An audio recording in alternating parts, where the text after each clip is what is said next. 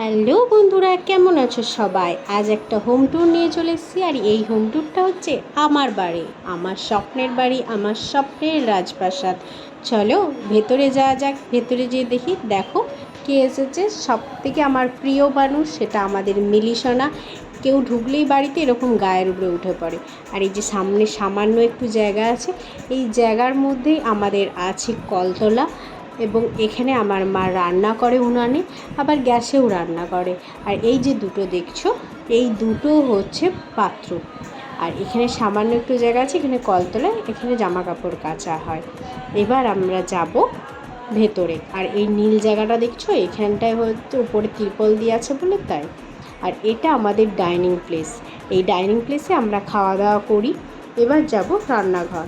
এটা মেন রান্নাঘর। এখানে আমার মা নিরামিষ রান্না করে।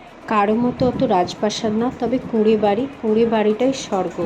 এই যে জায়গাটা দেখছো, এই জায়গাটায় আমার মা খুব যত্ন করে জিনিসগুলোকে গোছ করে রেখেছে।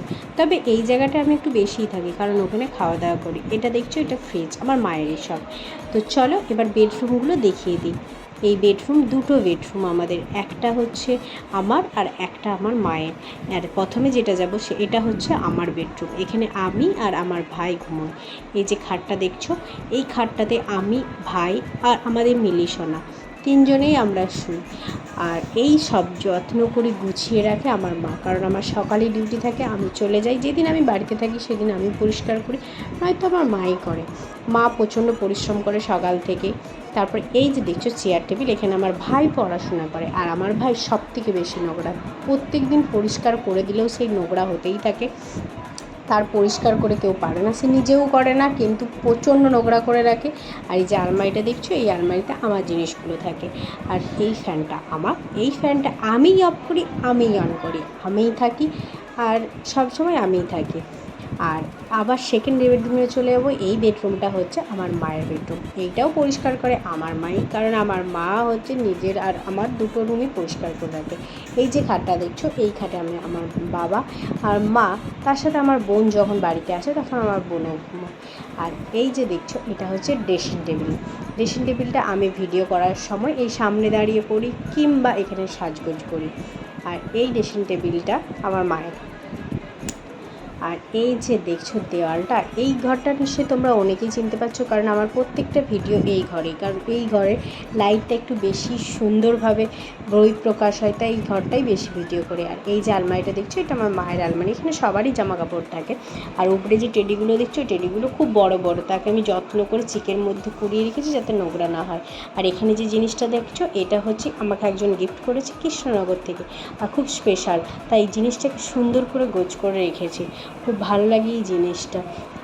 আর যে জিনিসটা দেখাবো, সেটা হচ্ছে আমার বোনের ফেভারিট জিনিস, আমাদের বাবান সোনা। বাবান সোনাকে আমার বোন প্রথমে কিনে এনেছিল, আর সেকেন্ডবার কিনে এনেছে আমাদের আরেকজন মেম্বারকে। সে আমাদের ছোট্ট মিলি সোনা, খুব ছোট্ট অবস্থায় আমাদের বাড়িতে এসেছে। তবে আমার মায়ের একে নিয়েই সারা দিন কেটে যায়, খুব আনন্দে থাকে। এবং মিলি সোনা রাগ করে, অভিমান করে, না খায়, চুপচাপ বসে থাকে। আমার মা ওকে যত্ন করে খাইয়ে দেয়, স্নান করিয়ে দেয়। মাকে খুব ভালোবাসে এবং মায়ের সাথে তার টাইম কেটে যায়। এবং স্নান করে দিলেই মায়ের রুমের খাটের তলায় যে বসে থাকে।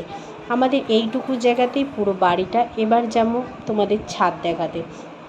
আর এই ছাদেও আমি মাঝে মধ্যে ভিডিও করি, কারণ আমাদের পাশাপাশি কোনো জায়গা সেভাবে নেই ভিডিও করার মতো। এই ছাদ, বাড়ি আর রুমের মধ্যেই সীমাবদ্ধ। এই যে দেখছো ছাদটা, এই ছাদেও আমি বাবা মাঝে মধ্যে ভিডিও করি। তবে এই রোদে রোদে আমার পাগুলো পুরো তেতে পুড়ে যাচ্ছে, তবু আমি তোমাদের ছাদটা দেখাতে এসেছি। তার সাথে আমার সাথে এসে গেছে আমাদের মিলি সোনা, আর মিলিকে মা স্নান করে দিয়েছে, সে দৌড়াচ্ছে এখন ছাদে যেয়ে। আর চলো বাই, পরের ভিডিও দেখা হচ্ছে।